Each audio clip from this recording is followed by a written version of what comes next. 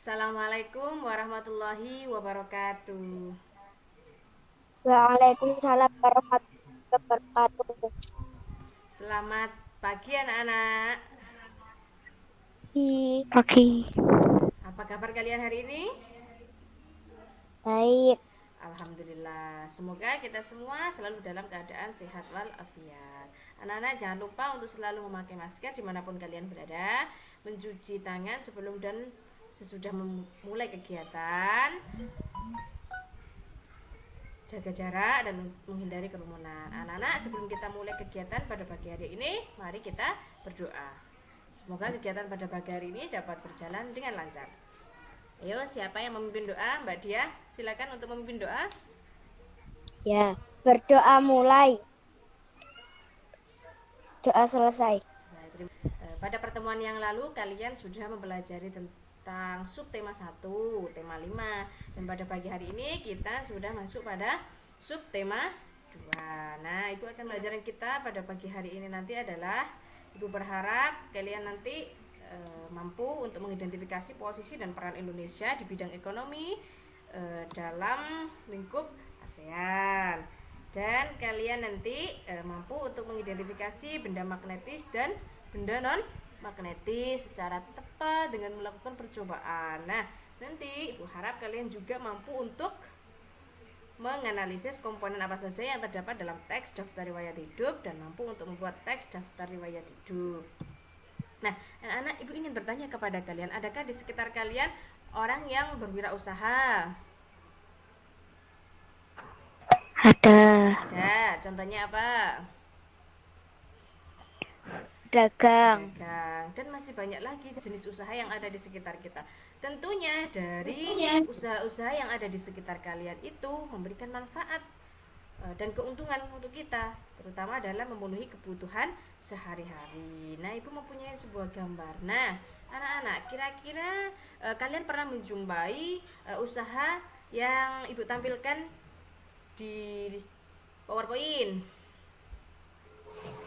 Pernah. Nah, yang pertama itu gambar apa? Tempat fotokopi. Tempat fotokopi. Yang kedua adalah gambar Gambar fotokopi. Bengkel. bengkel. Yang kedua adalah gambar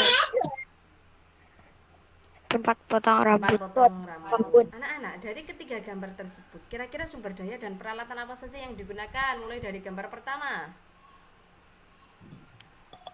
Alat fotokopi. alat fotokopi. Terus gambar yang kedua, itu bengkel mobil, peralatan apa yang digunakan? Kunci. Gambar yang ketiga, kira-kira peralatan apa saja yang digunakan? Gunting. Gunting, Alat cukur. Anak, dari peralatan yang kalian sebutkan tadi itu kira-kira semuanya berasal dari dalam atau ada yang berasal dari luar negeri ya? Ada yang berasal dari luar Ada negeri. yang berasal dari luar negeri. Contohnya apa? Yang mana yang kira-kira berasal dari luar negeri? Mesin fotokopi. Betul, mesin fotokopi. Yang lainnya? Alat cukur rambut. Alat cukur rambut, spare part atau underdeal kendaraan juga berasal dari luar negeri. Suatu negara itu tidak dapat menjalankan roda perekonomiannya sendiri, tetapi membutuhkan kerjasama dengan negara lain. Salah satunya yaitu kerjasama antar negara ASEAN, seperti Indonesia dengan negara ASEAN. Seperti tadi, mendatangkan barang dari luar negeri, terus mengirim barang ke luar negeri. Nah, itu salah satu contoh bentuk kerjasama di bidang ekonomi, diwujudkan dalam kegiatan ekspor dan impor. Nah, kegiatan ekspor itu apa? Impor itu apa? Ada yang tahu? Kegiatan ekspor adalah kegiatan menjual barang ke luar negeri. Betul. Impor? Kegiatan membeli barang dari luar negeri. Betul sekali, jawabannya tepat. Nah, ekspor, kira-kira Indonesia melakukan kegiatan ekspor apa? Barang apa yang diekspor oleh Indonesia ke luar negeri? Ada yang bisa menjawab? Gandum. Gandum, ya. Alam. Betul. Sebagai tugas kalian agar pengetahuan kalian bertambah, nah, Ibu mempunyai tugas kalian membuat laporan kerjasama di bidang ekonomi antara Indonesia dengan negara-negara yang ada di ASEAN. Kalian nanti bisa mencari dari berbagai sumber, bisa dari internet, dari koran, dari majalah, dan dari sumber lainnya. Untuk nanti lembar kerjanya sudah Ibu share di Google Classroom. Nanti kalian bisa menuliskan hasil jawaban kalian di lembar kerja tersebut. Paham anak-anak dengan tugasnya? Paham. Kan yang kalian sebutkan tadi, ada mesin cukur, ada mesin fotokopi, ada gunting sisir, dan lain sebagainya. Peralatan tersebut terdiri atas bahan logam dan bahan non logam. Kalian pernah melihat obeng yang digunakan oleh tukang bengkel? Ujung obeng itu bisa mengambil baut tanpa bautnya terjatuh. Kenapa anak-anak? Ayo, kenapa? Terdapat magnet Terdapat magnet. Di mana terdapat magnetnya? di ujung Nah, obeng. betul, di ujung obeng. Nah, yang ditarik adalah baut. Baut itu benda yang berbahan Logam. logam. Betul. Kita sekarang mempelajari tentang benda-benda berdasarkan sifat kemagnetannya. Terbagi atas 3 jenis anak-anak. Ada benda ferromagnetik, paramagnetik, dan diamagnetik. Pernahkah kalian melihat benda-benda yang Ibu tampilkan di PowerPoint ini? Pernah melihat? Pernah. Pernah.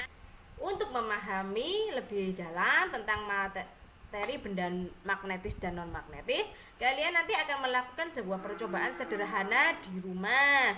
Tujuannya untuk mengidentifikasi benda magnetis dan benda non magnetis. Nanti panduannya ada di lembar kerja yang Ibu share juga di Google Classroom.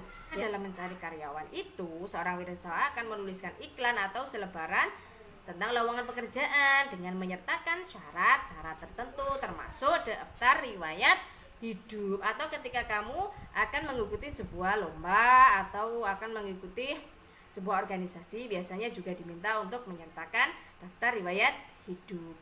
Pernah kalian melihat teks daftar riwayat hidup? Pernah. Pernah. Kalau sudah pernah, mari kita cermati bersama-sama. Pernah. Oke, dari yang Ibu tampilkan, kira-kira komponen apa saja yang terdapat dalam teks daftar riwayat hidup?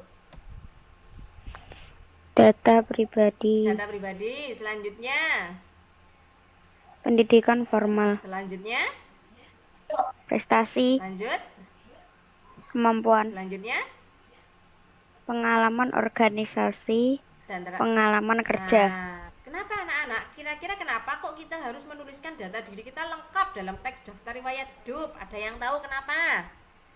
Supaya menjadi bahan pertimbangan. Nah, jadi bahan pertimbangan supaya kita itu diterima. Misal, bagaimana sampai di sini paham tentang teks daftar riwayat hidup? Paham. Paham. Sudah. Oke, baiklah. Nah, anak-anak, supaya kalian nanti lebih memahami tentang apa itu teks daftar riwayat hidup. Nah, tugas kalian ini, Ibu mempunyai satu tugas. Nanti lembar kerjanya juga akan Ibu share di Google Classroom setelah ini, ya. Kalian membuat teks daftar riwayat hidup tentang diri kalian sendiri. Sebelum dibuat teks daftar riwayat hidup, nanti di lembar kerjanya itu dibuat terlebih dahulu dalam bentuk peta pikiran. Nah, baru kalian buat dalam bentuk teks daftar riwayat hidup. Gimana anak-anak, sudah paham? Paham. Oke, kita lanjut. Ibu rasa pembelajaran kita hari ini sudah cukup ya. Nah, karena di awal tadi kita memulai kegiatan dengan doa, maka pembelajaran juga harus diakhiri dengan doa. Coba Mbak Dia untuk memimpin doa. Berdoa mulai. Berdoa selesai. Selesai. Terima kasih anak-anak atas partisipasinya hari ini dalam pembelajaran daring. Tetap semangat, jangan putus asa, jangan menyerah. Di tengah situasi pandemi COVID-19 ini, kita harus tetap semangat, dan semangat. Ibu akhiri pembelajaran kita hari ini. Wassalamualaikum warahmatullahi wabarakatuh. Waalaikumsalam warahmatullahi wabarakatuh. Waalaikumsalam warahmatullahi wabarakatuh.